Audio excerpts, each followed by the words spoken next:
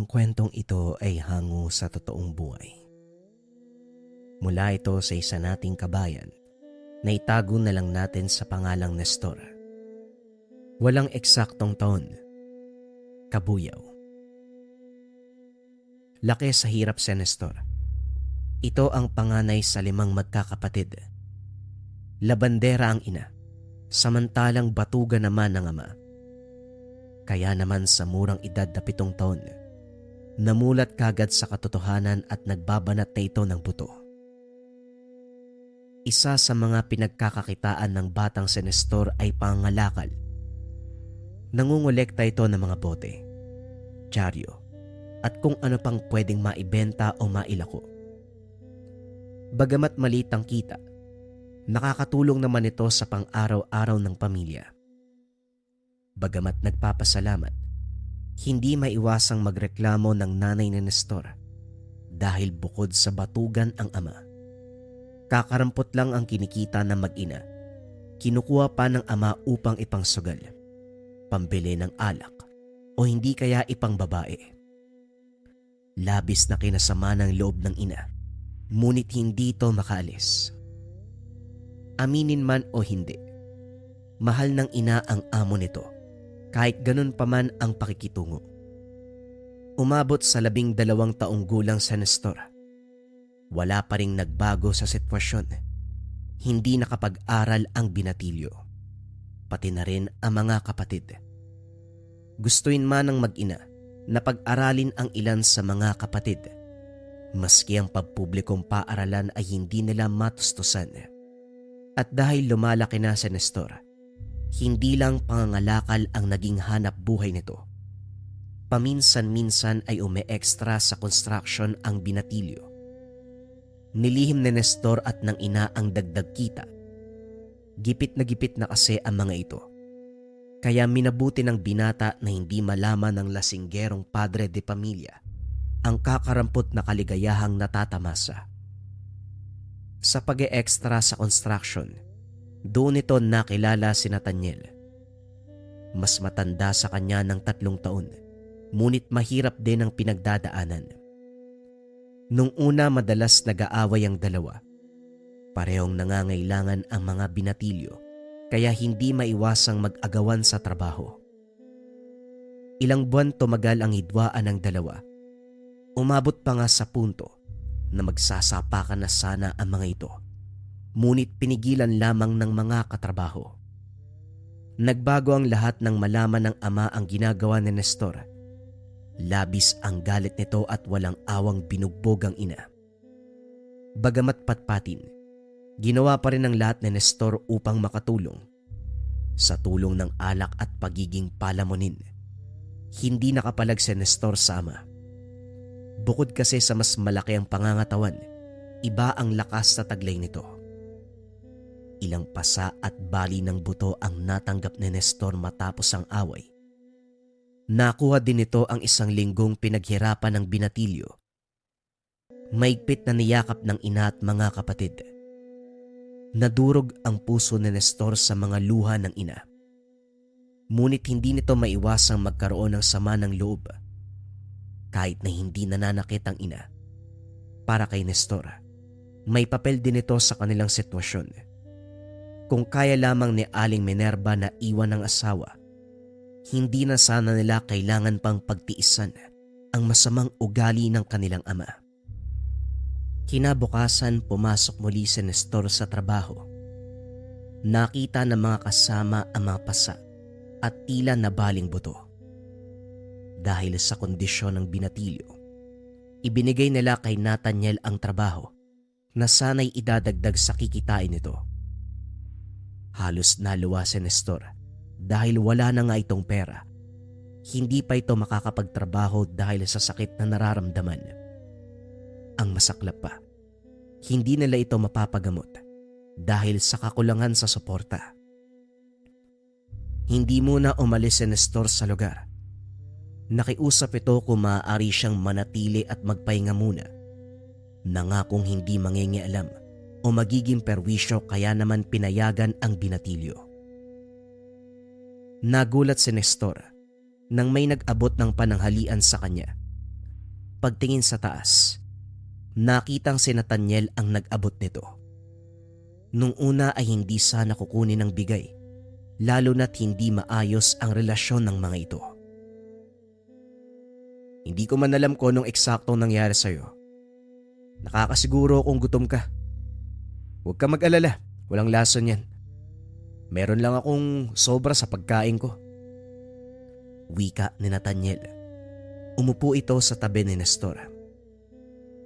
Bagamat nahihiya, tinanggap pa rin ito ng binatilyo, lalo na't kanina pa kumakalamang sikmura. Mahinang nagpasalamat sa kabutihang pinapakita ng katrabaho. Sa sandaling iyon, bahagyang nagkwentuhan ng dalawa. Nalaman ni Nathaniel ang nangyari at sitwasyon ni Nestor. Nalaman din ni Nestor na ulila na si Nathaniel. Kaya naman ang perang kailangan ng binata ay upang mabuhay siya. Nalaman din ni Nestor na tila palaboy-laboy ito at panandaliang namamalagi muna sa lugar na pinagtatrabahuhan. Kaya naman naging palaban ito sa pagtatrabaho. Simula noon, naging malapit na ang dalawa. Ang ilang buwang hidwaan sa isang iglap ay nawala. Kagad itong napansin ng mga katrabaho at kanilang kinatuwa. Oh, huwag niyo sabihin na naging magkasintahan na kayo. Wika ng katrabaho. Nagtawanan ang iba. Natawa din ang dalawa. Bagamat inaasar na hindi tunay na lalaki, kampante naman ang mga ito sa pagkalalaki nila, kaya hindi sama-sama ang loob. Isa sa mga lubos ay pinagpapasalamat ni Nestor sa kaibigang si Nathaniel ay ang pagtulog nitong makaalis sa poder ng ama. Pinagplanuhan ng dalawa ang lahat. Buong tiwala ni Nestor ibinigay ang kinikita nito kay Nathaniel. Hindi naman sinira ng binata ang tiwalang ibinigay, kaya kalaunan nagkaroon ng sapat na pera upang makalayo. Dala-dala ang 4 na kapatid at ang ina. Naglakas loob ang dalawang binata na palihim na dali ng mga gamit at lumuwas sa lugar na walang makakakilala sa kanila. Sa probinsya nakapag-aral ng maayos ang mga kapatid. Nagpatuloy sa paglalabada ang ina. Nakahanap din ng ibang trabaho si Nestor at Nathaniel. Naging maayos naman ang pamumuhay ng pamilya sa tulong ni Nathaniel. Lumipas ang ilang taon, hindi pa rin natinag ang samahan ng dalawa. Nagkaroon ng kanya-kanyang kasintahan. Si Nestor ay nagkaroon ng asawa at kalaunan ay nabiyayaan ng anak.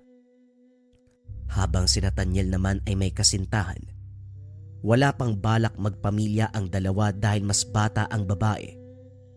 Nais nitong magkaroon muna ng magandang trabaho bago magpakasal. Nirespeto naman ni Nathaniel ang hiling ng kasintahan. Labis itong hinangaan ni Nestor. Isang araw, may lumabas na balita na may mga dayuhang pupunta sa kanilang lugar.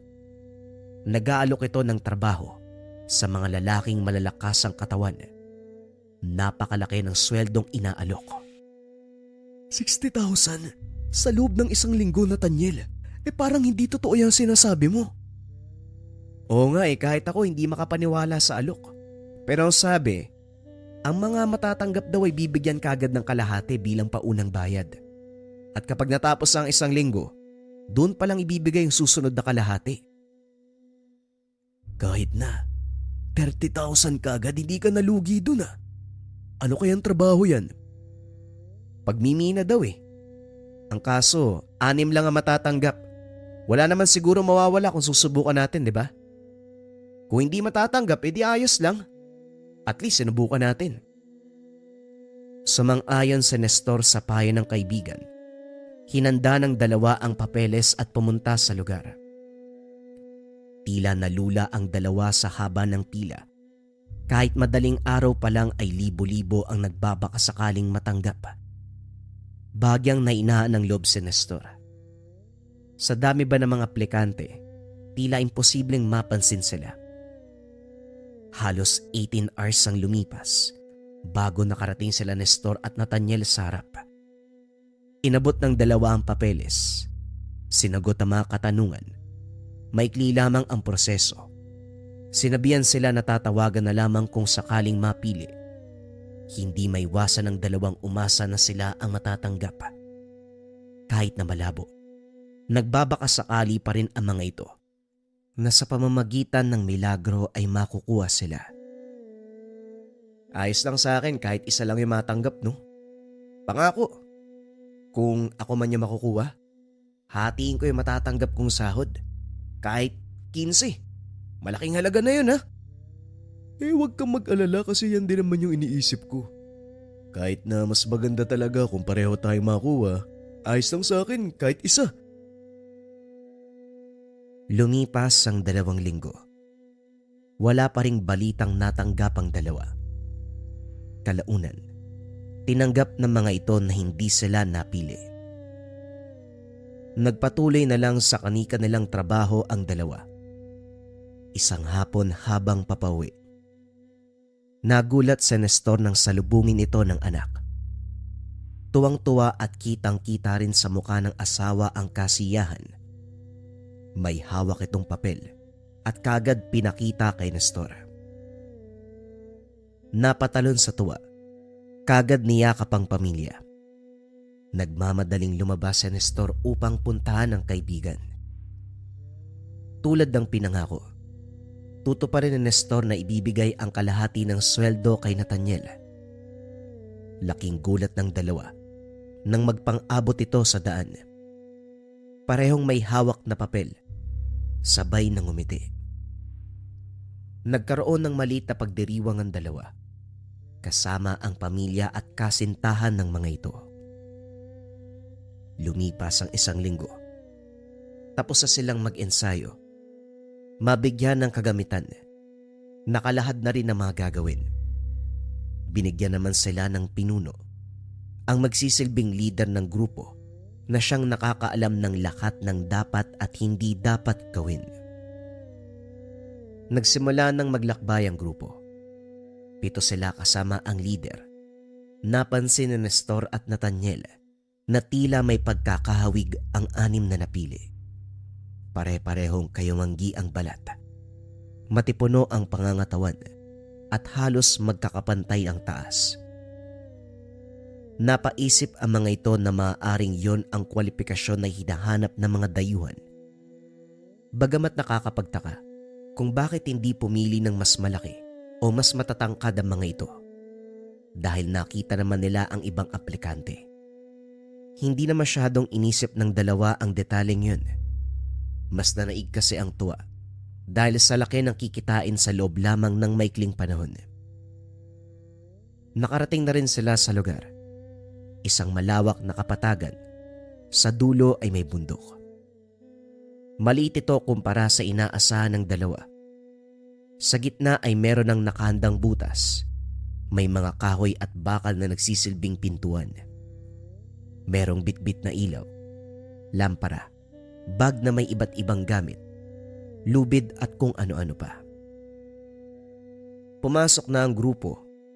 Pinalawanag ng leader na meron ng daanan na hinanda ang mga naunang minero, kaya hindi na sila mag-aalala kung sakaling mawala. Git pa nito, ligtas naman ang trabaho. Kailangan lang nilang kunin ang mga kayamanan na nasa liblib na parte ng kabundukan. Hindi na kasi kinaya ng naunang kumuha pa, kaya nagpasya ang kumpanya na kumuha ng panibagong empleyado upang tapusin na ang proyekto. Makalipas ang halos 1 oras, tumigil na ang leader sa paglalakad. Wari ng grupo. Nandito na sila kung saan kukunin ang mga kayamanan, ngunit wala silang nakikitang kumikislap sa paligid. Pwede na kayo magsimula. Bungkalin ang gilid. Itaas o hindi kaya naman yung mismong lupang kinakatayuan nyo, ha? Ang importante, maakot nyo ang lahat ng makikitang kayamanan. Ulitin ko ang babalang ito. Binayaran kayo ng napakalaki, kaya inaasahan namin hindi kayo gagawa ng mali. Sa oras na may makita ko, kahit isa sa inyong nagtago o merong binulsa, sisiguraduhin kong pagsisisihan nyo yan. Naintindihan nyo ba? Babala ng leader. Tumango naman ang lahat at nagsimula ng magtrabaho. Ilang oras ang lumipas bago may nakatagpo ng kayamanan. Wika ng leader, ayos lang naman ito. Normal na matagal ang paghahanap, lalo na't nakatago talaga ang mga ito. Kalaunan ay isa-isa nang nakahanap ng bato. Konti na lamang ay mapupuno na nila ang isang sako na siyang ikinatuwa naman ng leader. Kapag umapaw na ang sakong yan, pwede na tayong umuwi. Bukas naman uli. Katulad ng inaasahan, napuno din nila ang sako. Nagligpit na ang grupo at lumabas sa kuweba. Alauna ng madaling araw nang makabalik si Nestor sa pamilya. Pinaliwanag nito sa asawa ang nangyari at kung ano ang itsura ng lugar. 4:00 pa lang ay naligo na si Nestor. Kahit kulang sa tulog, kumikilos pa rin ito lalo na't 1 linggo lang naman ang trabaho. Nagkita muli sila ni Nathaniel kasama ang leader at ang grupo. Bumalik sila sa kuweba upang ipagpatuloy ang trabaho. Pagdating sa lugar, labis ang pagtataka ng grupo. Maraming palatanda ang ginawa ang mga ito at maayos naman ang senso nila ng direksyon. Kaya nakakasiguro ang grupo na tila napalitan ng daanan. Bagamat nagtataka, nagpatuloy pa rin sila. Tulad kahapon, ilang oras muli bago nakatagpo ang grupo ng unang diamante. Ilang oras pa ang nakalipas bago napuno ang sako. Biglang natigilan ng grupo ng yumanig ang lupa. Labis kinabahan ng mga ito at tinignan ng leader. Nagalit pa ang mga ito nang makitang kumaripas ng takbo ang taong tutulong dapat sa kanila. Bagamat madilim, maraming batong nahuhulog at lupang nabibitak. Ginawa ng grupo ang lahat ng makakaya upang makaalis ng mabilis. Sa kasamaang palad, tuluyan silang naligaw at hindi na nahanap pa ang lagusan. At ang pinakamasaklap, naiwan ng mga ito ang mga gamit sa kakamadali.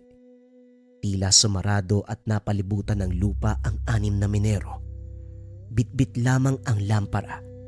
Mismong mga kamay ang ginamit upang subukang gumawa ng daan palabas.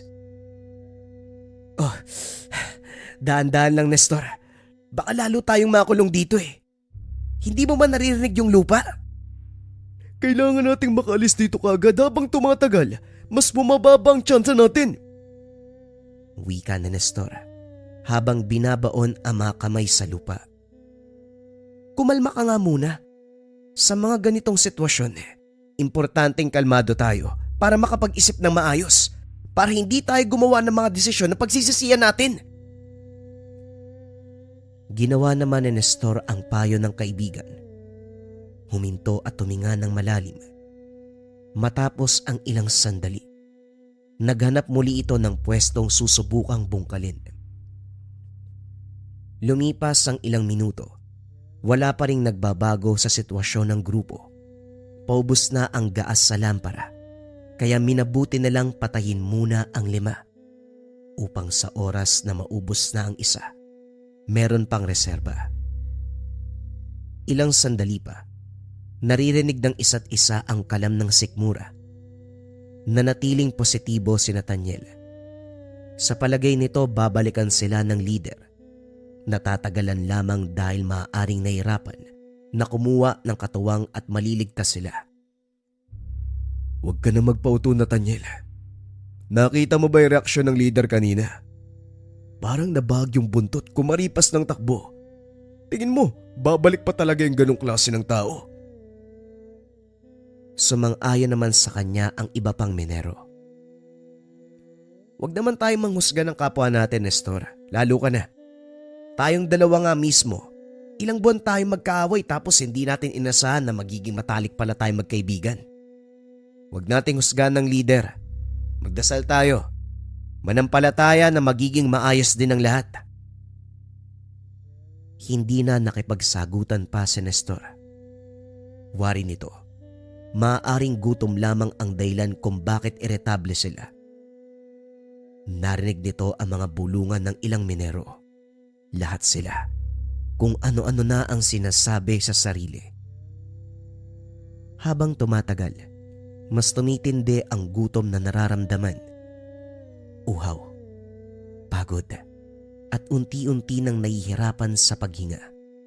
Ang pinakamasaklap, meron ng ilan na naihi na siyang naging dahilan ng pagbaho ng amoy. Nang mga panong iyon, gulong-gulo ang isipan ni Nestor. Naalala na lamang nito ang pamilyang naiwan kung sakaling hindi na makakabalik.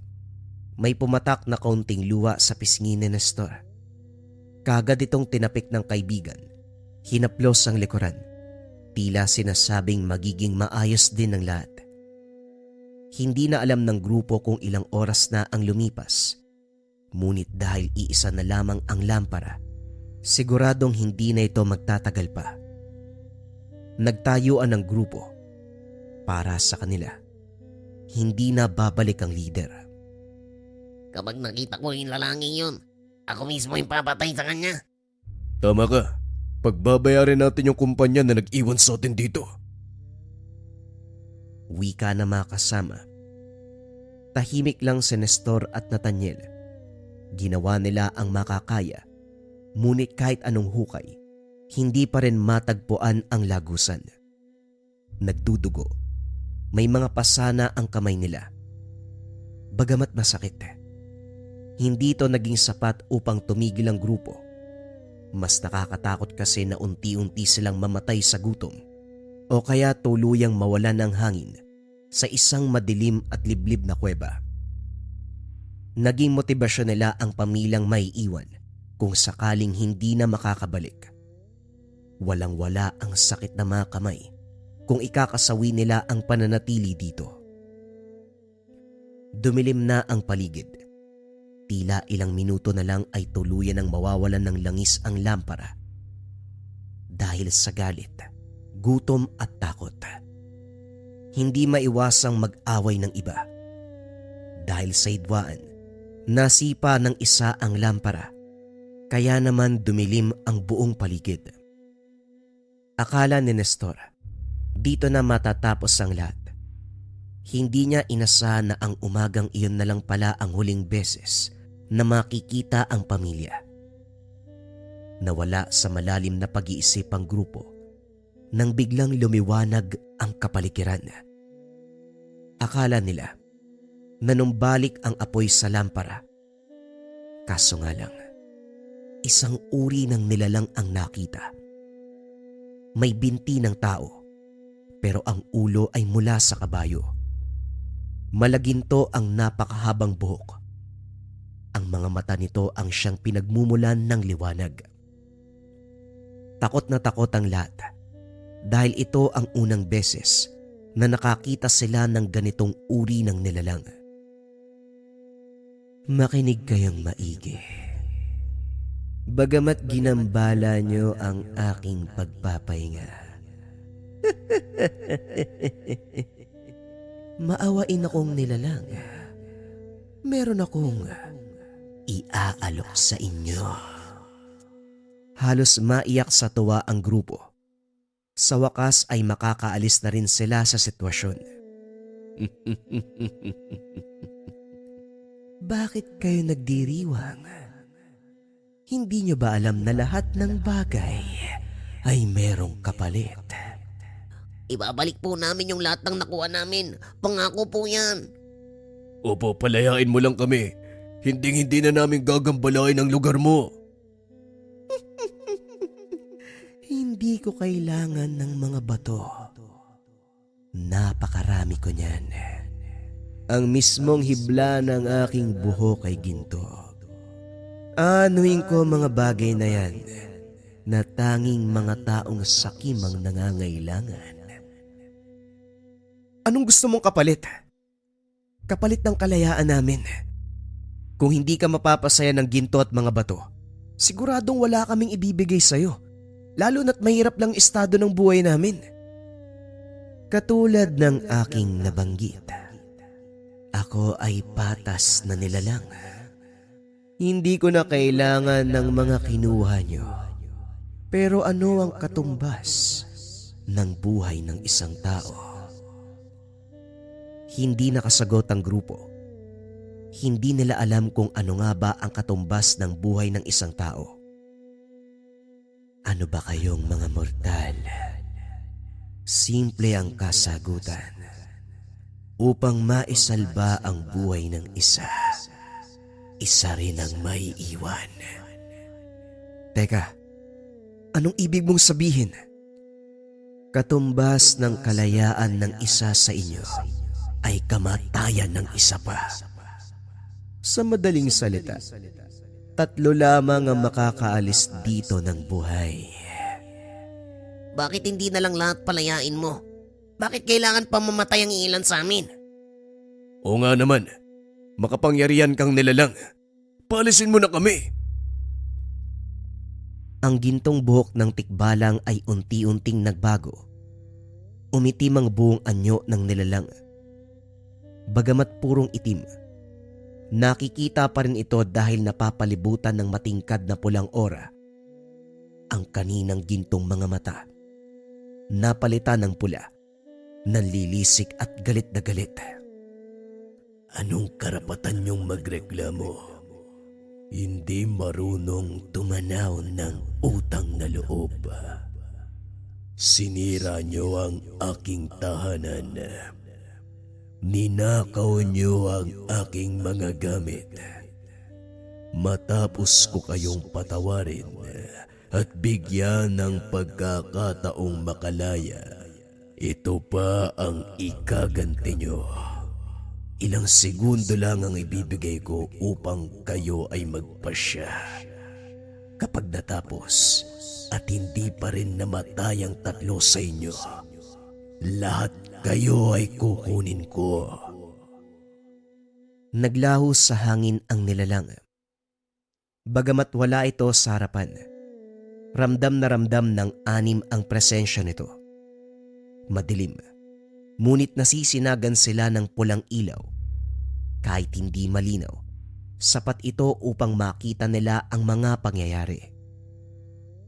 Hindi inaasahan ni Nestor na masasaksiyan niya ang kayang gawin ng mga desperadong tao. Gutom, uhaw, pagod, takot. Nag-away-away ang 4 na kasama. Kumuha ng iba't ibang gamit upang patayin ang isa't isa. Napansin ni Nathaniel na tila tumitibok ang paligid. Napagtanto na senyales na ito ng bilang. Pagkamatay ng isa sa mga minero. Ganyan nga. Makakalaya ka na. Sa isang iglap, naglaho ang minerong nakapatay ng isa. Nakita ng 2 ang pangyayari, kaya't lalong naging agresibo ang mga kasama. Duguan ang mata ng isa, habang ang isa ay hindi na makatayo. Bagamat nalamangan ang nalumpo, hindi ito tumigil at lumalaban pa rin kahit dehado na. Kumuha ng napakalaking bato ang nabulagan ng isang mata. Kahit sobrang bigat, nagawa itong buhatin ng lalaki, kaso nga lang natapilok siya. Dahilan upang sa kanya mismo malaglag ang bato na siyang ikinamatay. Tumayo si Nathaniel upang tapusin sana ang buhay ng lumpo. Kitang-kita na naghihingalo na at hindi na ito makakalaban.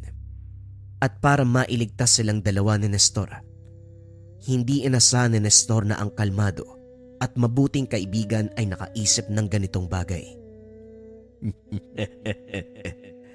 Laya ka na rin. Hindi naabutan ni Nathaniel ang kasama. Nagkatitigan na lamang sila ni Nestor at Nathaniel. Titig na titig si Nathaniel sa kanya. Bagamat malalim ang pagkakaibigan, hindi maiwasan ni Nestor na matakot sa pangyayari. Kaagad itong tumayo at tila nagabula ng 2. Kaagad kumuha si Nathaniel ng matalas na bato. Sinundan ng kaibigan. Bakit ka tumatakbo, Nestor? Tapusin na natin to! Hindi mapigilan ni Nestor ang maluwa. Kalaunan ay tumigil na si Nestor sa pagtakbo. Hinarap nito ang kaibigan. Hinanda ang sarili. Huwag ka mag-alala, kaibigan. Hindi mo to kasalanan. Huwag mo sanang kalimutan na kahit anong mangyari, itinuring kita bilang pamilya. Wika ni Nestor. Ano bang sinasabi mo dyan? Bilisan mo na. Ilang segundo na lang ang natitira. Hindi maintindihan ni Nestor ang pangyayari. Inabot ni Nathaniel sa kanya ang bato. Pakiusap, bilisan mo na. Ikaw ang dapat mabuhay. Patayin mo na ako. Naiyak na lamang si Nestor. Sinigurado na isang hampas lang sa ulo ang kailangan. Ayaw ng kaibigang makitang mahirapan ito. Matapos ang isang napakalakas na lagapok, nakahandusay na si Nathaniel, naliligo sa sariling dugo. Niyakap ni Nestor ng napakaigpit ang katawan ng kaibigan. Ang taong tumulong, itinuring siyang pamilya. Sa kamay niya mismo namatay. Hindi matanggap ni Nestor na ganun-ganun na lamang. Hindi na nito makakasama muli ang kaibigan. Ang lahat ng alaala ay maiiwan na lamang sa nakaraan. Habang nagluluksa, napatingin si Nestor sa itaas ng masinaga ng ilaw. Bisa nyo, natagpuan na namin sila. Wika ng leader. Natulala si Nestor. Tulad nga ng sinabi ng kaibigan, manampalataya at magtiwala lamang silang babalik ang leader. Napatitig na lamang ang leader kay Nestor habang yakap-yakap nito ang katawan ng kaibigan. Pasensya na kayo at natagalan. Nag-ingat kami dahil baka lalong gumuho ang lupa at matabunan kayo. Hindi makaimik si Nestor sa mga pangyayari. Patay na ang kaibigan. Ilang linggong tulala. Hindi makapaniwala at nagsisisi. Kung nag-antay pa sana sila, mabubuhay pa ang kaibigan. Bagamat nagbigay ng babala ang tikbalang, hindi naman sila sigurado kung totoo ba ang mga narinig at kung totoo ba napapatayin sila. Ngunit isang katanungan din ang naiiwan sa isip ni Nestor. Maaaring ang tikbalang din ang gumawa ng paraan upang siya ay matagpuan doon sa loob ng kuweba. Kaso nga lang lahat ng ito ay magsisilbing tanong na lamang. Habang buhay niyang tinanaw ang sakripisyo ng kaibigan, inayos ang sariling buhay. Inalagaan ng pamilya bilang pagbibigay ng respeto sa ginawa nitong sakripisyo. Nang minsan silang naging menero sa lugar ng tikbalang. Ang susunod na kwento ay marathon, mga kabayan. Ito ay mula sa dati nating istorya. Huwag na nating patagalin pa. Simula na ang marathon. Ang kwentong ito ay hango sa totoong buhay. Mula ito sa isa nating kabayan na itago na lang natin sa pangalang Selmo. Taong 1981, probinsya ng Maguindanao. Wala nang nagawa si Selmo nang mabalitaan ang nangyari sa kasamahan sa trabaho. Natagpo ang nakahandusay sa gitna ng plantasyon. Ang sabi ng karamihan, inaswang dahil may narinig na ingay mula sa nilalang bago mangyari ang insidente. Sinabihan ko na siya na wag nang lumabas kaso hindi nakinig eh. Lasing. Kung alam ko na ganito ang kahihinatnan, sana pala sinamahan kong magwala sa labas. Bakit ba kasi hindi ko narinig yung sigaw niyan? Nung sinalakay siya, wala eh. Malapit lang sa kubo pero wala talagang ingay. Imposible naman na hindi yan sumigaw habang inaatake. Ang matandang kasama sa trabaho na malagi sa kubo ng taniman, maging ito ay nagtataka sa mga kaganapan. Si Mang Juan na mismo ang kumausap sa nag-imbestigang pulis. Pagkatapos mailigpit ang bangkay, wala nang katanungan ang mga otoridad. Nagsibalik ang lahat sa trabaho. Habang abala ang karamihan sa pag-aasikaso ng aning tubo, Sumadya si Selmo sa kamalig upang matignan ng mga binabantayang hayop. Unang napansin ang isang baboy na hindi maperme. Palakad-lakad. Binabangga ang ulo sa pader. Tumigil din ang sitay niya. Sinuri ang buong paligid. Wala namang kahina-hinala. Ito ang naisip na gawin dahil nitong nakaraang araw napansin ang pag-aaligid ng isang matanda sa lugar. Naninigurado lang kapag may nangyaring masama sa mga alaga, siya na nagbabantay ang mananagot. Pagkatapos mapakain ng lahat, binalikan ng pansin ang baboy kanina. Binabangga pa rin ang ulo sa pader pero hindi na gaanong kalakasan. Uy, Dikdik! Ano bang nangyayari sa'yo? May problema ba? May masakit ba? Ang lakas mo pa kahapon tapos ngayon nagwawala ka ng gusto. Tinawag niya na si Mang Juan. Kagabi pa yan sa Elmo Hindi ko nga alam kung anong iniinda ng baboy na yan. Sinuri ko na pero wala namang diferensya sa katawan. Pinalam ko na kay bossing ang tungkol dito. Maghihintay pa tayo ng araw ng pagbabalik. Semana Santa, kaya doon muna mamamalagi sa probinsya ng asawa niya. Huwag mo masyadong isipin. Ganito talaga kapag may alaga. Darating ang punto na magkakasakit yan. Tumango na lamang si Selmo. Sumama sa matanda para tumulong sa paghahakot ng mga aning tubo. Habang nagtatrabaho, napansin niya ang nagwawalang aso sa dulo. Nagsitakbuhan na mga kasamahan upang maiwasang makagat. Tahol ng tahol. Naglalaway at sa bawat taong makita ay hinahabol. Sa puntong ito ay biglang nahinto ang lahat ng gawain sa taniman. Oy Berto, wag mo nang patuin. Hayaan mo na, baka lalo magwala yan Madedehado ka pa. Kayo dyan, tumakbo na kayo. Magsialisa na kayo. Sinubukan nilang pigilan ang aso subalit hindi kayang awatin. Nagwawala ng husto. Inararo ang mga pananim sa kabilang sakahan. Maging ang mga aning tubo ay nagulo din. Lahat ng mga trabahador ay nagtungo ng kubo. Hindi maaabot ng mabangis na aso dahil mataas ang bakod. Dumarami yung nagwawalang hayop ngayon Nung isang linggo may nakita ako dun sa kabilang sityo. Nung isang araw meron din tapos ngayon naman. Nagkakatotoo yata yung sa kasulatan Yung tagpo na pumapasok sa mga baboy yung espiritu ng demonyo. Ganun yata nangyayari sa mga hayop dito.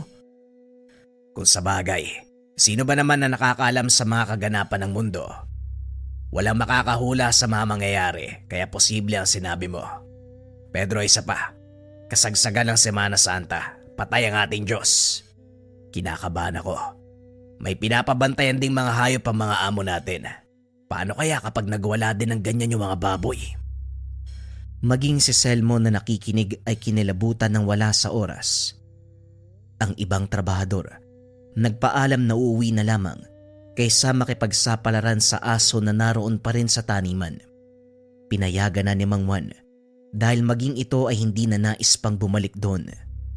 Mas pipiliing pagalitan ng amo kaysa ibuwis ang buhay sa nagwawalang hayop.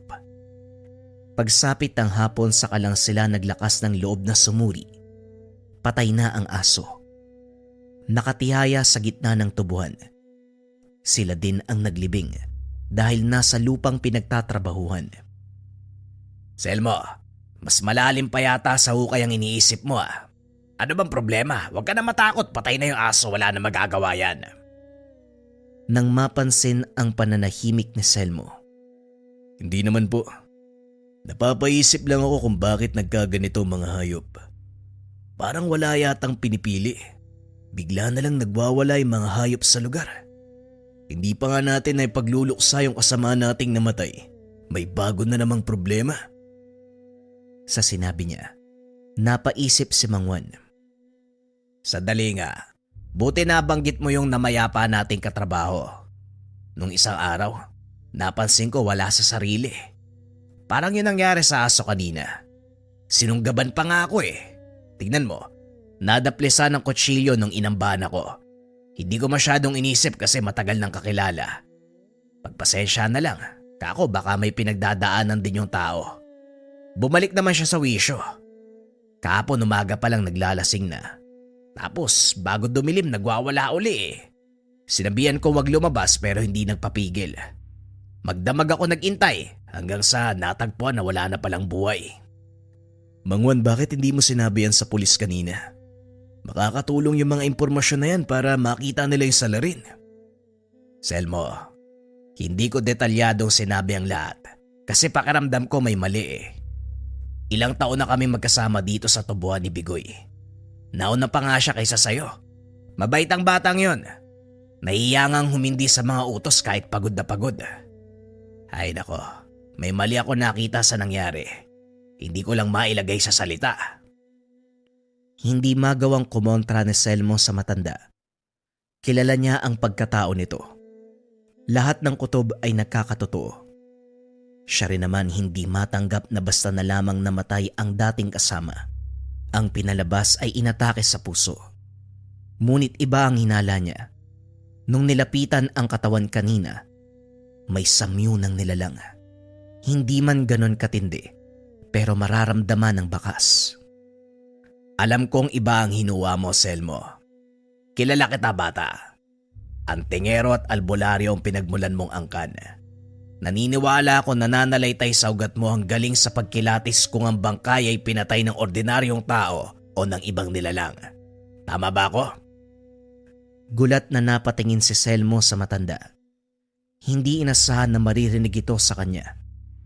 Sa katunayan, tama si Mang Juan tungkol sa kanyang pinanggalingang angkan. Pero matagal nang pumanaw ang mga ninunong antingero at albularyo. Siya na lamang ang naiwan na piniling ilihim ang pagkatao kanino man. Hindi rin matandaan kung kailan ito aksidenteng nabanggit. Paano niyo po nalaman ang tungkol dito? Wala naman ako nasabi ah.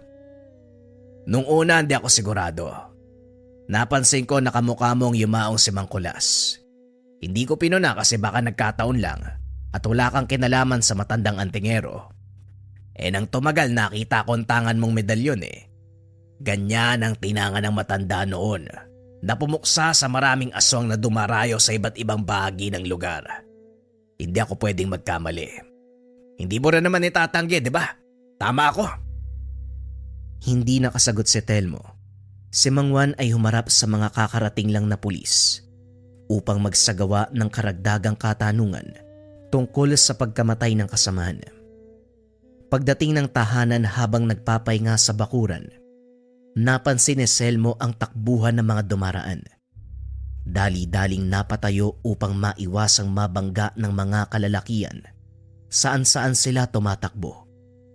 Nawakan niya ang isa, tinigil niya upang makausap. Ito naman kumakaila. Naku, andyan na yung asong baliw. Ito na mismo ang nagsara ng pintuan. Nakita ni Selmo ang asong duman. Walang pinagkaiba sa aso doon sa taniman. Wala sa sarili, basta na lamang humahabol. Dumediretso sa mga kabayan. Lahat ng mga tao ay nagtatago. Kuya, malaki naman yung katawan mo. Baka meron kang magawa para tulungan kami oh. Uwi pa kasi kami ng mga barkada ko sa kabilang bayan eh. Dumaan lang kami dito tapos may ganyang aso, baliw.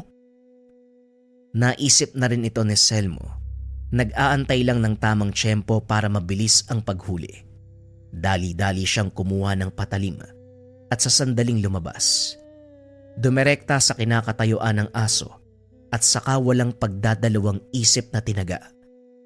Paulit-ulit hanggang sumandusay. Lumapit din ang isang kapitbahay. Hinampas ang ulo gamit ang dalang kahoy. Animal, saan ba galing yung asog to? Dumarami yung nababaliw na hayop ngayon ah. Ganito ba talaga kasama ang paligid? Kahit ang mga hayop, nawawala na sa wisyo. Sinuri ni Selmo ang katawan ng aso. Meron siyang kakaibang naaamoy. Sa katunayan, itim na enerhiya ang nararamdaman sa loob ng nilalang. Sige na, Selmo. Kami nang bahalang magligpit dito. Maraming salamat sa tulong mo. Tumango na lamang si Selmo. Hindi na bahala dahil habang sinusuri ang aso kanina, Nagsagawa na rin ng maikling orasyon upang hindi na makapanghawa pa ang sumpa. Sinabihan na lang niya si Mang Tony na siguraduhing malalim ang hukay. Napabuntong hininga si Selmo. Napapaisip kung sa paanong paraan magkakaganon ang mga hayop. Sa pagkakalam niya, tanging tao lamang ang nahahawaan ng mga sumpa. Ngunit sa nangyayari, kumakapit din ito maging sa mga hayop. Posible kaya nilalahian nila yung mga hayop? Paano naman? Aswang na nagbabalat kayong hayop pwede pa.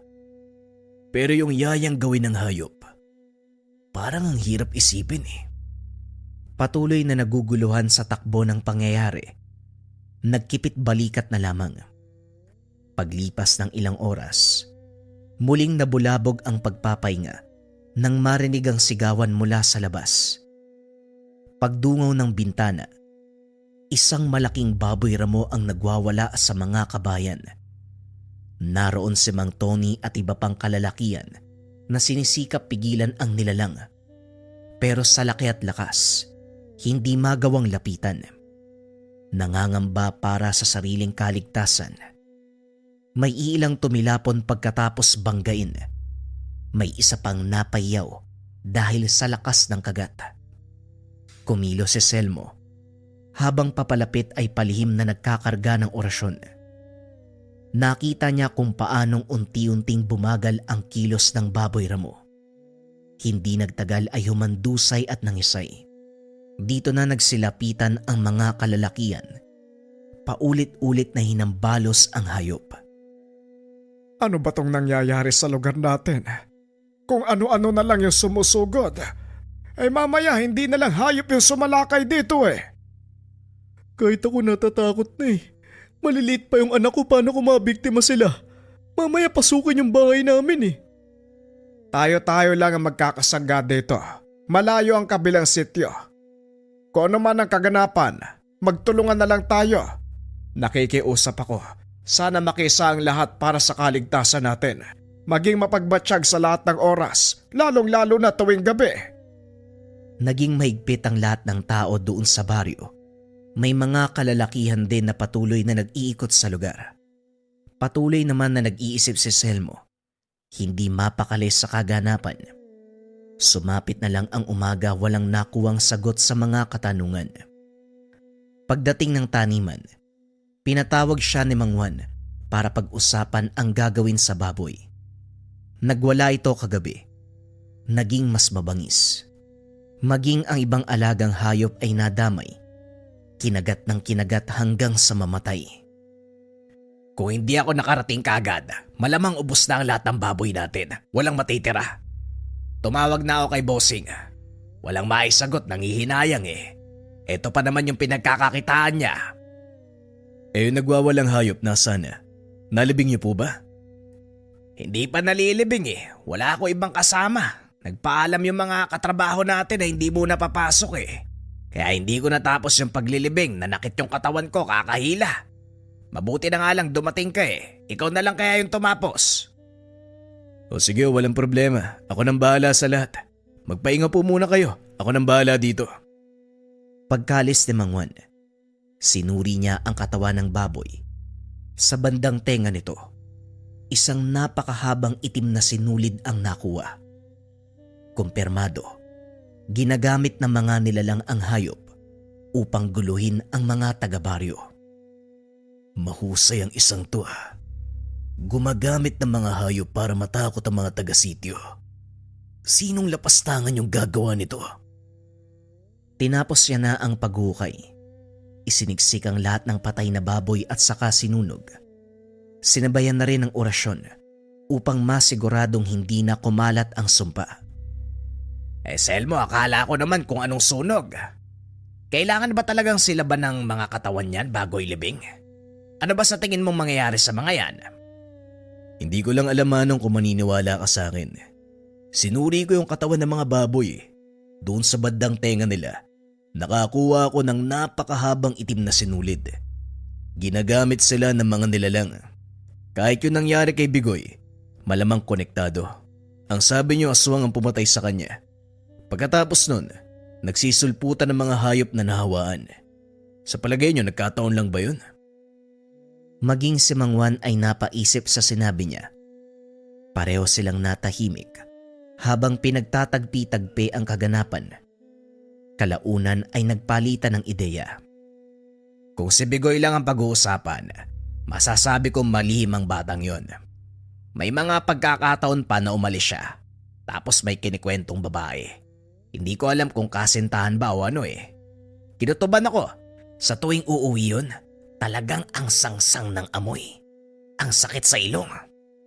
Sino po ba yung babae? Kakilala niyo po ba? Saang lugar nakatira? Yon ang hindi ako sigurado, pero sa pagkakatanda ko, doon sila banda sa sapa nakikita eh. Ano ba gagawin mo?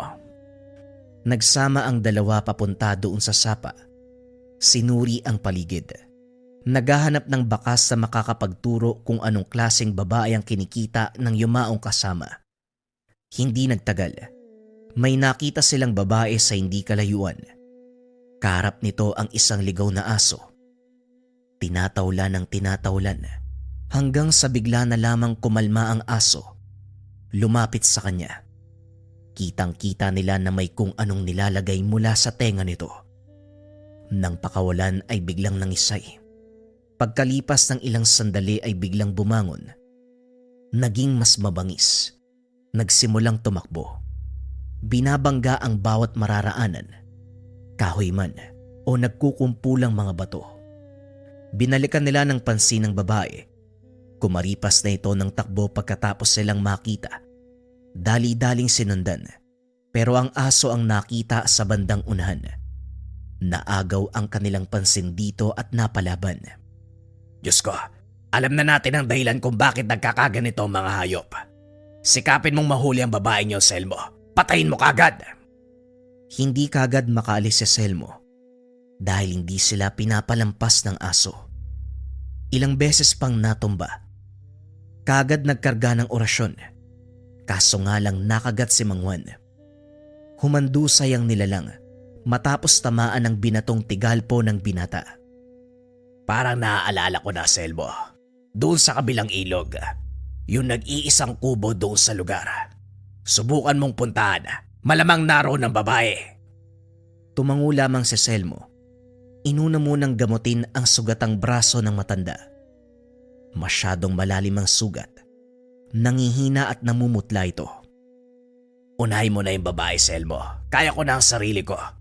Kung hindi ka pa kikilos, malamang may gagawin na namang kasama ng demonyong yon. Huwag muna kayo magsalita, Manong. Pupuntahan ko rin ang babaeng yun. Tatapusin ko lang yung panggagamot ko sa'yo. Kailangan maagapan dahil malalim ang sugat. Ilang sandali pa natapos na ang gamutan.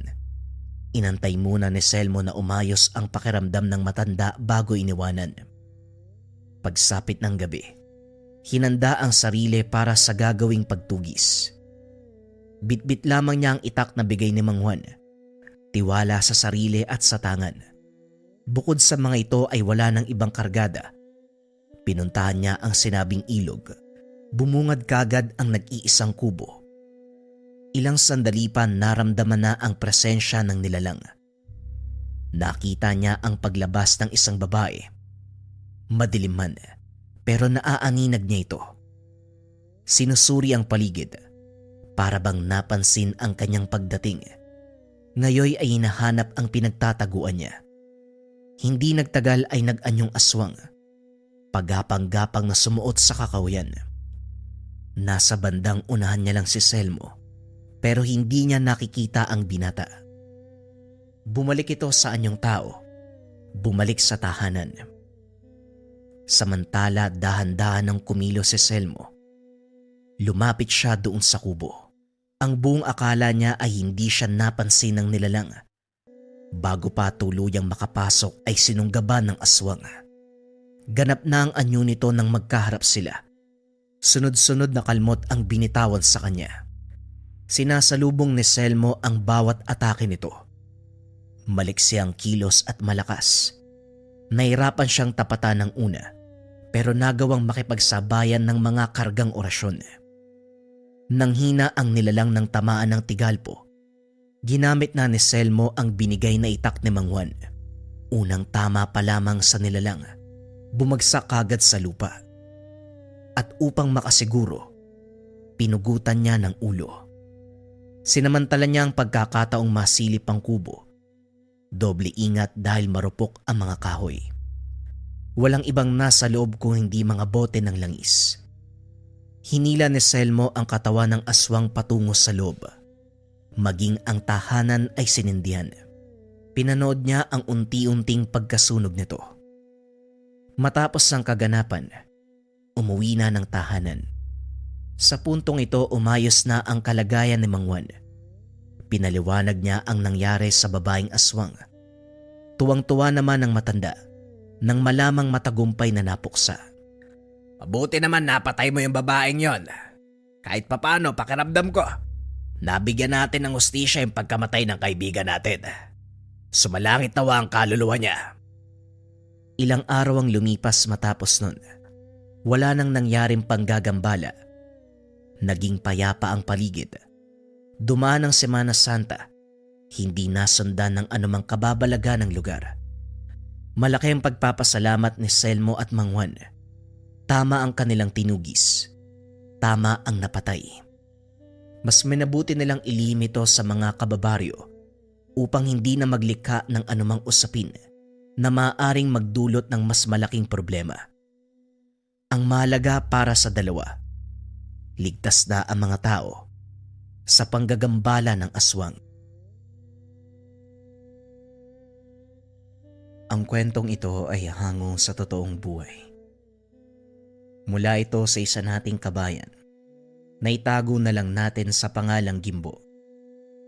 Taong 1989, probinsya ng Bohol.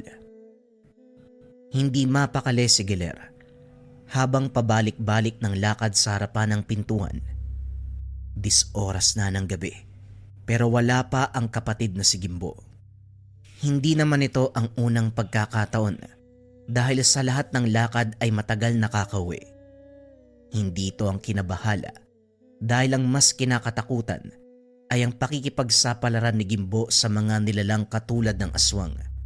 Sa katunayan, isa siyang antingero na tinutugis ang bawat halimaw na mababalitaan nasa lugar man o karatig bayan. Matagal na itong ginagawa. Lihim nung una dahil walang ideya si Giler. Nalaman na lang nung minsang nasaksihan ang inkwentro. Hindi kasi nagpaalam kung saan lugar pupunta eh. Sana nasundo kita.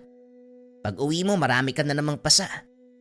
Kuya kasi, kung makasaba ka sa laban, akala mo pusa ka na maraming buhay eh. Napapalakas ang pagkamot sa ulo sa inis. Ilang sandali pa, sinalubong ang kapatid ng matanaw sa labas. Oh, anong oras nagising ka pa? Ilang beses ko bang sasabihin sa'yo, mauna ka sa pagtulog? Walang oras yung pag-uwi ko eh.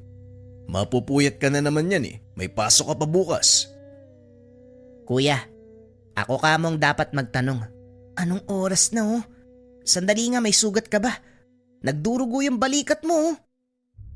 Akma sanang hahawiin ni Giler ang damit ng kapatid upang masuring mabuti ang bahaging iyon. Kaso nga lang mabilis itong umiwas. Wala akong sugat. Hindi sa akin galing ang dugo na to. Sa kalaban yan.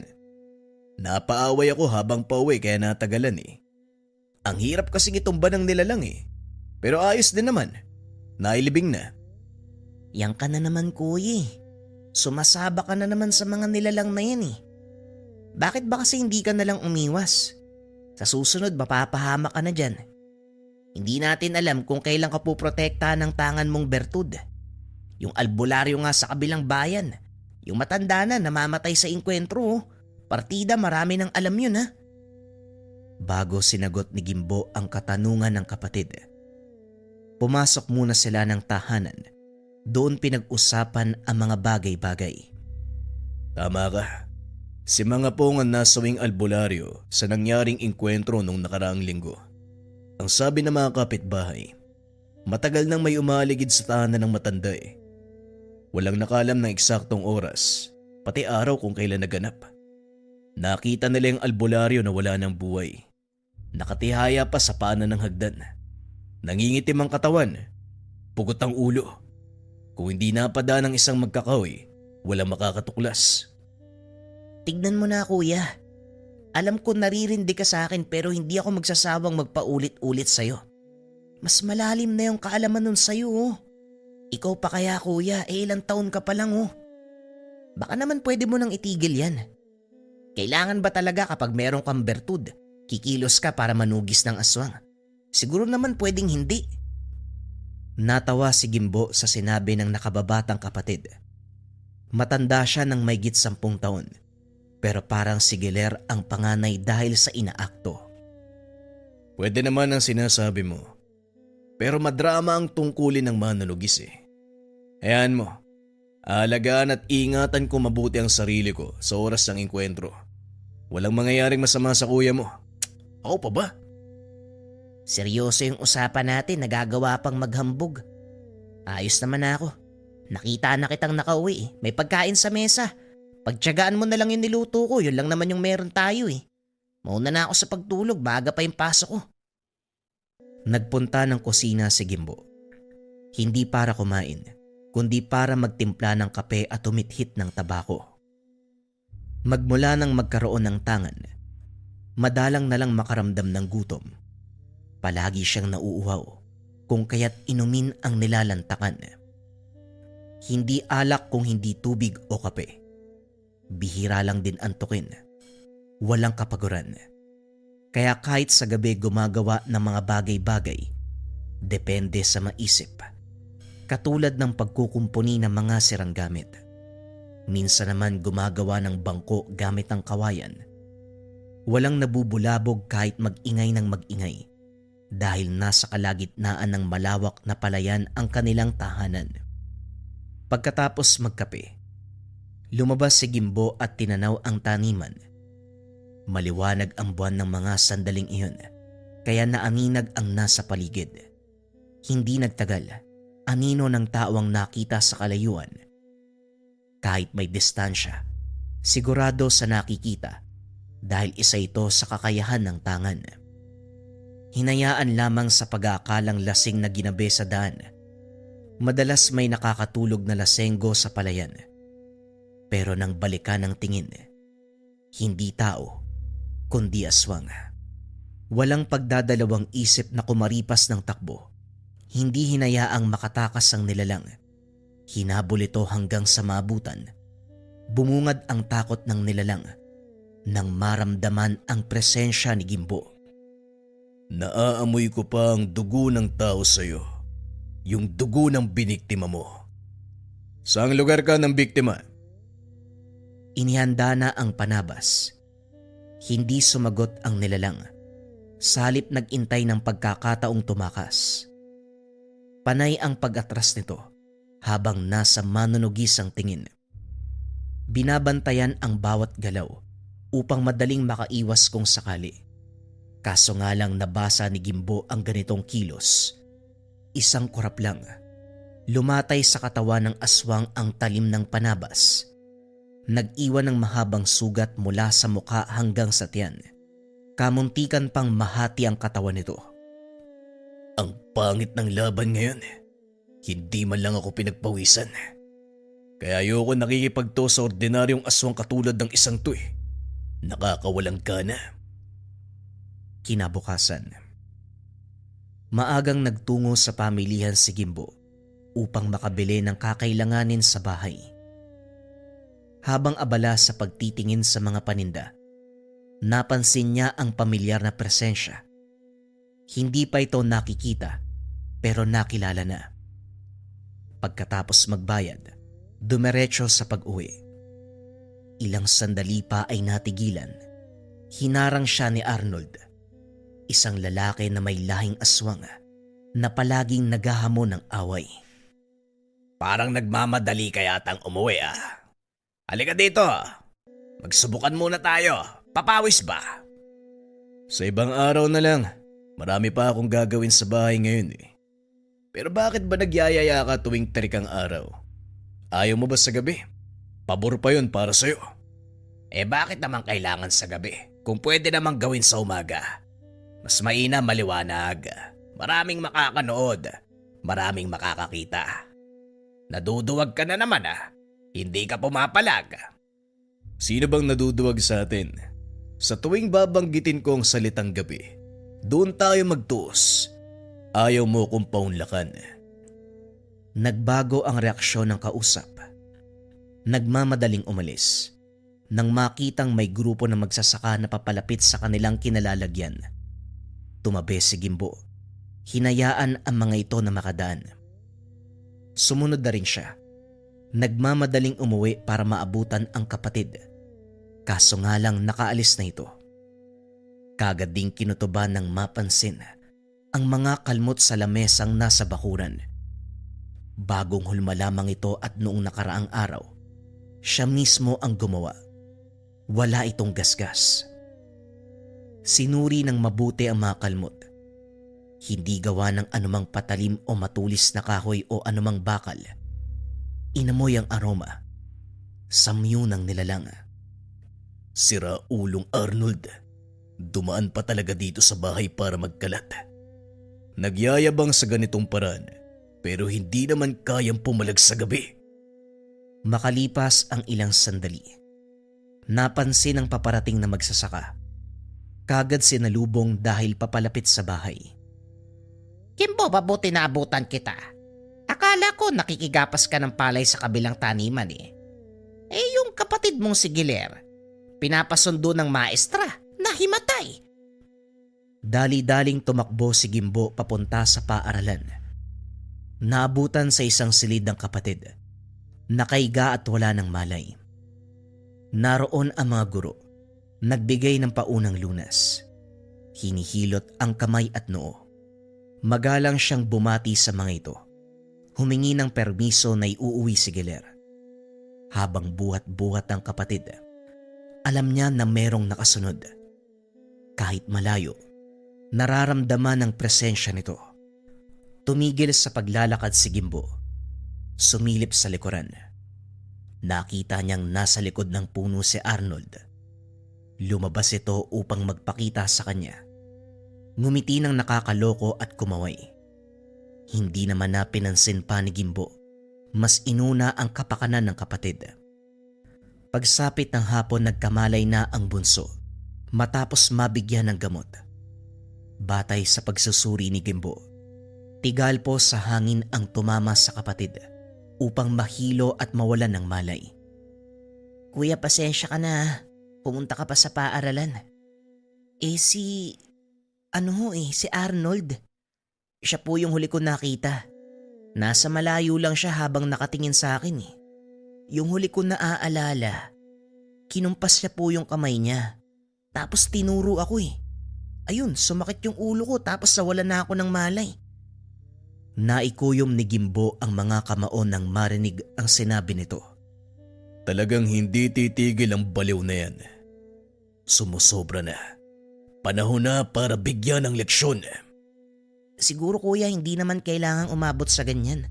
Talagang makulit lang si Arnold, 'di ba? Titigil din yun. Hindi ordinaryong tao si Arnold Giler.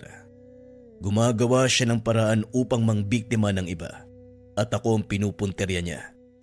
Maaaring sa paningin ng mga kabaryo natin, makulit na tao lang si Arnold. Pero ang totoong katauhan niya, delikado. Natahimik si Giler sa nalaman. Buong akala normal na tao si Arnold na may ugaling mapang-asar at palaging naghahamon ng gulo. Lingid sa kalaman ng lahat, isa siyang nilalang na dapat katakutan. Hindi ko alam yun, kuya. Pasensya ka na Palagi ko pa namang kinakausap yun. Huwag ka mag-alala. Mamayang gabi, dadalawin ko yun sa tahanan niya. Tignan natin kung anong gagawin niya. Gusto sanang pigilan ni Giler ang kapatid kaso ayaw magpaawat. Lumakad na ito gaya ng sinabi. Pinuntahan ang tahanan ni Arnold, kaso nga lang walang nakita. Nagpatuloy sa paglalakbay si Gimbo. Sa bandang unahan 2 estudyante ang nakita. May dalang sulo habang naglalakad. Alam na ni Gimbo ang mangyayari sa mga ganitong pagkakataon. Siguradong may tatambang sa kanila. Hindi nga ito nagkamali dahil pagdating sa unahan, gano'n na lamang ang pagsigaw ng dalawang kababaihan. Isang nilalang ang nagpakita. Kaso nga lang ang ipinagtataka ni Gimbo, ang samyu na taglay ng aswang, hindi kagaya kay Arnold. Ibang nilalang ang makakarap sa ngayon. Tinakpan niya ang muka gamit ang dalang panyo at saka inagaw ang atensyon ng nilalang. Buong puwersang tinadyakan ng katawan nito. Tumalsik ang nilalang sa puno pero kaagad ding bumangon. Kayong dalawa, sige na, umalis na kayo. Hoy Ulupong, huwag mo nang subukang sundan dahil hindi ka makakalagpas sa lugar na ito. Isa lang ang mangyayari ngayong gabi. Isa ang mamamatay sa atin. Hinugot ni Gimbo ang panabas mula sa nakasugbit na kaluban. Naghanda sa pag-atake ng nilalang. Hindi nagtagal nagsimula ang sagupaan sa pagitan ng dalawa. Panay ang pagsugod ng aswang. Mga ataking hindi pinag-iisipan. Halatang hindi pa sanay makipaglaban. Sinalubong ito ng patalim ni Gimbo. Buong puwersang binaon ang dalang patalim sa lalamunan. Inikot pa ito ng ilang beses upang lumala ang tama. Ay nako, paulit-ulit na lang. Bakit ba puro mahinang aswang yung nagpapakita? Hindi rin nag-iisip ano. Alam nang meron akong hawak na itak, talagang sasalubungin pa. Ay, mangmang. Matapos ng kaganapan ay sinunog ang bangkay ng aswang. Pagbalik sa daanan, nahinto dahil nasulyapan ang tahanan ni Arnold. Walang senyales na may tao, kaya dumiretso na lamang sa pag-uwi. Sa loob-loob ni Gimbo, umiiwas ito sa kanya. Kung nagtatago si Arnold sa gabi, kabaliktaran naman ang nangyayari sa araw. Siya pa ang may ganang pumunta sa tahanan ni Gimbo upang magamon. Una nitong kinulit si Giler. Umalis ka na nga dito. Alam ko na yung totoo mong pagkatao, sinabi ni Kuya Gimbo sa akin. Hindi mo na ako madadaan sa salita mo. Kilala na kita. Habang nakasilip sa nakasiwang na pintuan. Nasaan yung kapatid mo? Ilabas mo yung pinagmamayabang mong kuya. Balita ko nahanap pa ako noong gabi O nandito na ako ngayon. Bakit hindi siya magpakita? Giniba ni Arnold ang mga kagamitan sa bakuran. Winasak ang mga lamesa at upuan. Gayon din ang bahagi ng dingding. Natigil lang nang marinig ang sigaw ni Gimbo. Nakigapas lang ako sa kabilang taniman. Nanggugulo ka na rito. O nandito na ako. Anong kailangan mo? Inilapag ang kargang sako ng palay at saka hinugot ang panabas. Kagad namang umatras si Arnold pero ipinagpatuloy ang pangaasar. Hindi mo ako madadaan sa paninindak mo. O sige, simulan natin ang laban. Tirik na tirik ang araw. O ano? Wala kang gagawin ano? Yan ang gusto ko. Manigas ka sa Ines. Patuloy sa pagtawa habang dahan-dahang binabaybay ang daan palis ng lugar. Nasundan na lamang ng masamang tingin ni Gimbo. Kuya, bakit hindi mo ba kayang labanan yan? May problema po ba sa ganitong oras? Hindi ako pwede magpakampante, Giler. Ang bisa ng gamit ko, aktibo sa gabi. Sa umaga alam niyang mahina ang aking tangan. Pero hindi rin siya sigurado, kaya hindi naglalakas loob na lumusob yan si Arnold. Talagang nang bibwisit lang yung isang yan. Tinatansya niya ang bawat galaw. Tinatansya ang lakas ko. Isang pagkakamali lang, mapapatay ako ng taong yan. Mapangasara, tuso kung titignan. Pero matalino ang pamamaraan ni Arnold. Nang mga sumunod na araw, nagtaka si Gimbo dahil hindi nagpaparamdam si Arnold. Ang sabi ng nakakita, umalis ito sakay ng isang bus patungo kung saan. Walang nakaalam ng pupuntahan. Nakahinga ang antingero dahil sa wakas walang manggugulo. Naibuhos din ang buong oras at atensyon sa paggagapas ng palay. Sumasama siya sa mga magsasaka tuwing umaga at sa gabi. nakikiramdam sa paligid, rumeresponde sa mga taga-sityo. Nang mabalitaan ng kaganapan sa kabilang baryo, dali-daling pinunta ni Gimbo. Nalaman ang mga alagang kalabaw ng kakilala, dinali ng nilalang. Sa bilang na 10, isa na lamang ang natira. Ang usap-usapan, isang estranghero ang umaaligid bago nangyari ang pambibiktima. Humingi ng abiso si Gimbo na matignan ang katawan ng mga hayop. Sa pagsusuri, naamoy niya ang samyo ng aswang. Hindi na gaanong malakas ang kapit. Swerteng naabutan bago mawala. Bakas din sa pamamaraang ginamit. Bagay na nakita na noon. Sa isip niya, nasa hanay ng lahi ni Arnold ang aswang na sumasalakay dahil sa paraan ng pagpatay. Gimbo, ano ang nakita mo sa katawan? Sana may ideya ka. May tiwala ko sa'yo. Iaasa ko ang pangyayaring ito. Diyos ko, pinaghirapan kong pag-ipunan para makabili ng maraming kalabaw, tapos mamamatay na lang ng ganito. Kumpirmado, Manong. Aswang ang dumali sa mga kalabaw mo. Huwag kayo mag-alala. Hahanap ako ng paraan para makatulong. Pagkatapos ng pag-uusap, nagpaalam si Gimbo. Bumalik sa tanimang ginagapas. Sa pagpapatuloy ng gawain, hindi nakaligtas ang bakas ng mga yapak at paghawi ng mga palay sa gitnang bahagi. Hapon na ng mga sandaling ito, nakauwi na ang mga kasamang magsasaka. Siya na lamang ang naiwan dahil may tinatapos. Walang ibang tao sa paligid. Nagkaroon ng pagkakataong suriin ang mga bakas. Mula sa lupa hanggang sa dahon ng mga palay, naaamoy ni Gimbo ang samyo ng aswang. Katulad ng kumapit sa katawan ng mga kalabaw. Napakunot ang noo na may naalalang kaparehong amoy. Upang masiguradong hinala, nagpagabi sa taniman, nagbabaka sakaling bumalik ang nilalang sa lugar. Sa kubo nakaabang habang nagmamasid sa paligid. Humigpit ang kapit sa dalang panabas. Ilang sandali ang lumipas. Naaninag sa unahan ang lalaki naglalakad. Masyadong maliwanag ang buwan kung kaya't nakilala kung sino ito. Ganun na lamang ang pagngiti ni Gimbo. Palim itong sinundan. Nakarating sa pinakadulo ng taniman kung saan nakapastol ang mga kalabaw. Pumwesto ang lalaki doon sa lugar.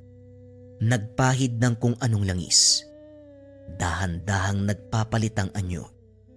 Mula sa pagiging tao, tinubuan ng maraming balahibo, kasabay ng paghaba ng mga kuko at pagtulis ng mga ngipin.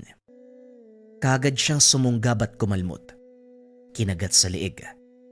Habang maigpit na nakaamba sa likuran, humiyaw ang hayop, dahan-dahang bumagsak. Ang natirang kalabaw ay hindi matigil sa pagwawala. Ang iba ay kumaripas ng takbo matapos mapigtas ang tali. Akmang aatake sa naabutang hayop, pero natigilan nang tumama sa noo ang bato na hinagis ni Gimbo. Sa pagkakataong ito, naagaw ng manunugis ang atensyon ng nilalang. Umangil ng napakalakas. Naghanda na ito para sa pag-atake. Si Gimbo sa kabilang banda, nag-aantay na mauna ang nilalang. Hindi nagtagal nagtuos ang dalawa. Sa puntong ito, nakitaan kaagad ng pambihirang kakayahan ng aswang. Sobrang bilis ng kilos, maliksi. Hindi may pagkakaila ang taglay na lakas. Sumugod ito ng kalmot. Kumakagat din kapag nakakatsyempo. Ang mga kamay naman ay panay abot sa leeg ng antingero para sakalin. Sasakalin mo ako, kagaya ng ginagawa mo sa mga hayop. O sige, subukan mo. Sa pagpapatuloy ng laban, alam na ni Gimbo kung sino ang karap. Walang iba kung hindi si Arnold. Kahit hindi mo sabihin sa akin kung sino ka, nararamdaman ko, ikaw yan, Arnold. Akala ko umalis ka na sa baryo eh. Nandito ka lang pala sa ibang lugar. Palihim na ng bibiktima. Malas mo lang dahil nahuli kita. Buong puwersang itinulak ng aswang ang mananugis. Dahilan para pansamantalang makalayo. Malakas na angil ang pinakawalan. Muli siyang sinugod. Si Gimbo sa kabilang banda, aminado sa sarili na humanga sa bilis ng nilalang. Walang tigil sa pag-atake, kaya tanging pagsalag lamang ang nagawa. Bagyang nainis sa sitwasyon dahil lumipas na ang ilang sandali ay hindi pa rin nakabuelo. Panay ang pag-ilag dahil kung hindi iiwas ay titilapon. Nang mga sumunod na segundo, mas lalo pang nahirapan ng bilisan ng nilalang ang kilos. Ilang beses pang natumba dahil sa lakas nito. Natigil ang sandali ang sagupan. Tumigil si Gimbo. Nagabol ng hininga dahil sa pagod. Nang mga sandaling ito ay naging kampante ang nilalang. Bumalik sa anyong tao at nagsalita. Nandito na tayo, Gimbo. Nagkita tayo sa oras na gusto mo. Hindi na sana ako nag-ingat. Hindi ka naman pala ganun kalakas. Inantay ni Gimbo ang susunod na gagawin. Nang makitang kampante si Arnold, buong puwersang hinila ang itak. Hinataw sa binti ng nilalang. Umangil lang napakalakas si Arnold. Ininda ang napinsalang bahagi ng katawan. Kagaya ng inaasahan, Arnold. Masyado kang mabunganga. Kaya yan din ang naging kahinaan mo. Hindi sumagot si Arnold. Panay lamang ito sa pagdaing. Sinubukan pang tumakas.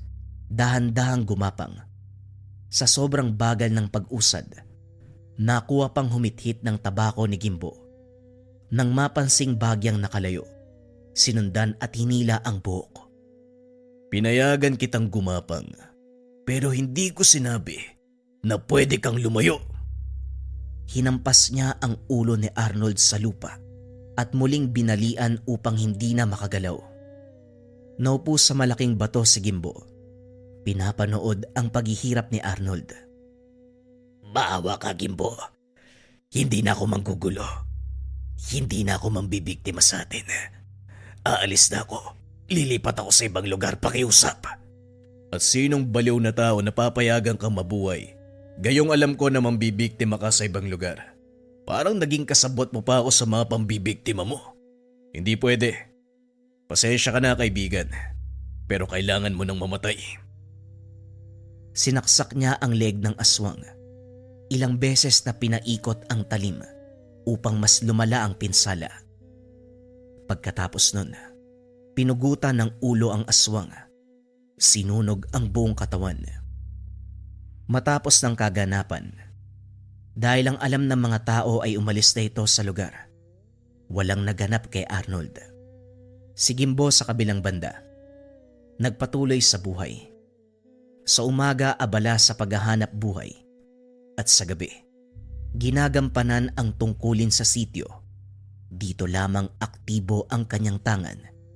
Sa tuwing sasapit ang dilim, isa itong uri ng gamit na binigay ng mambabarang sa kanya. Isang uri ng kulay pulang bato. Galing man sa kaliwa ang nabigay na tangan, ginagamit niya naman ito para sa kabutihan. Ito ang pinanghawakan ni Gimbo nang iwanan sa kanya ng maestro ang tangan. Hindi niya sinundan ang yapak nito, na ginagamit ang kaalaman upang mamerwisyo sa ibang tao. Ginamit niya ang bertud ng pulang bato upang makatulong sa kapwa.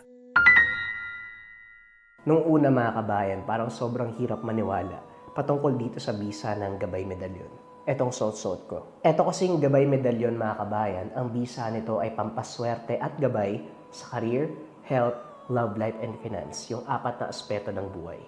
Magmula nang dumating sa akin to mga kabayan, tapos palagi ko na siyang suot, mas nag-take ako ng actions. Nandun kasi yung konsepto na dapat naniniwala ka sa gamit mo at ang pinakamabisang paraan ng pagpapatunay na naniniwala ka, mas mag-take ka ng action sa mga bagay na gusto mong ma-achieve or sa mga hinihiling mo. So every day talaga mga kabayan, mas nag-try ako, sinubukan ko yung mga bagay na gusto kong marating at sakto din mga kabayan.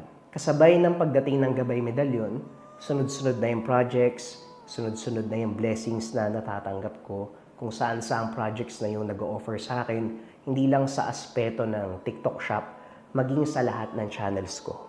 At syempre, yung pinakamalagang aspeto mga kabayan, baliwala kasi yung dami ng projects mo or dami ng blessings kung hindi ka disiplinado. For me kasi mas doon nakakatulong yung gabay medalyon. So sa pang-araw-araw, kung paano mo mas aalagaan yung mga bagay na ibinibigay sa'yo, doon siya pinaka pumapasok eh.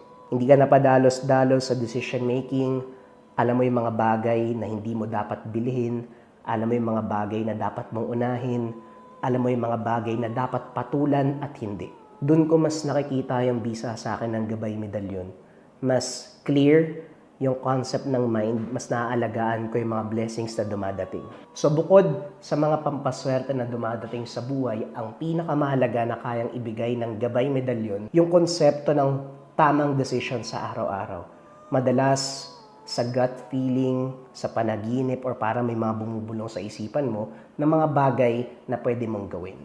Yan yung personal kong storya patungkol sa bisa sa akin ng gabay medalyon.